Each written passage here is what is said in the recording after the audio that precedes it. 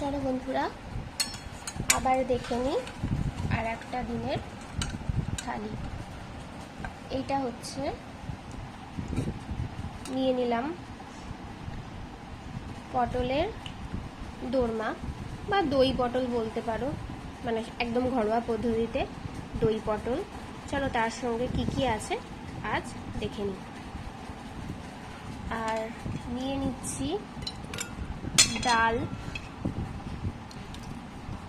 এটা হচ্ছে মুগের ডাল, শুধু জিরে আর আদা ফোড়ন দিয়ে করা, বেশি ঘন না, আমি পাতলাটাই খেতে পছন্দ করি গরমের জন্যে।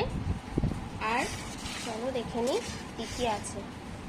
রয়েছে আলু সেদ্ধ, আর উচ্ছেটা ভালোবাসি না কিন্তু একটুখানি খেতে হয় বলে সামান্য উচ্ছে সেদ্ধ, উচ্ছে ভাজা আর ভাত। এই রয়েছে আজকের থালি।